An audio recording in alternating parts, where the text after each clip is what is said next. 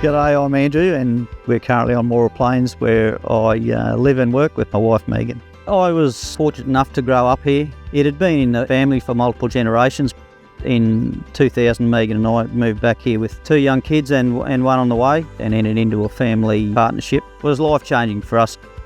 Really keen to get in and make some changes and we started resting some country and working our way towards intensively grazing some of that country as well. And it's just been a natural progression since then. It's about 3,500 hectares. It's wholly and solely a cattle trading operation. Average rainfall's around 620 mils. There's country in some interesting transition at the moment where we're shifting more rapidly from monocultures into multi-species natural type pastures.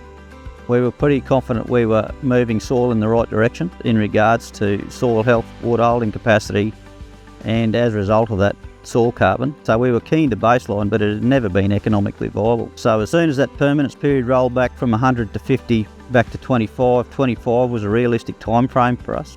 It really has freed us up to, to dream again, to be able to look a little bit further out into the future. We can start to viably see a future for the next generation. That's really special to Meagan and I. The fact that we know the place will stay in good hands, there's a fair bit of emotion tied up with that. It's easily 3 times what we make out of livestock, and the livestock game's pretty challenging. Even at its lowest point, like if we were to get out of everything ACCU-wise today at the spot price, we'd still comfortably outstrip what we make out of livestock. In that first iteration, 25 carbon estimation areas, so requiring a change of activity in each one of those areas, we had to make those practice changes across so many areas. That's probably been one of the most rewarding parts is, we've all sort of learned as we've gone along. We've been pushing nature around for a long time, trying to dominate it, and that's as futile a thing as we could ever do. It's relentless. Nature just keeps going, so we need to work along with nature. And the reason we work with CarbonLink is because we already had a working relationship and built a strong level of trust over a lot of years, so it was an easy decision for us.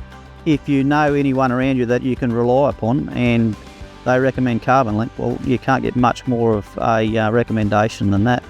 It gave us that opportunity trading at the end of last year when the market had tanked and we were lucky to get under it. It wasn't major rain, but it was enough to put a bit of a flush through the country, and we were able to get in and buy some cattle when everyone else was sitting out of them. So it's knowing that you hear rain on the roof and you can put it in the bank.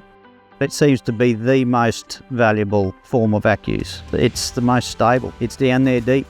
So when it looked like it was an economically viable proposition, it didn't seem such a price to pay to get involved in it and get involved in it quickly. It's never been difficult working with CarbonLink through that. We've always had a relationship that we could pick up the phone and talk to someone and work our way through it. If you haven't got someone else keeping a check on you and making sure you're moving in the right direction, then you'd doubt yourself about sequestering carbon. It's good to have those people in your corner.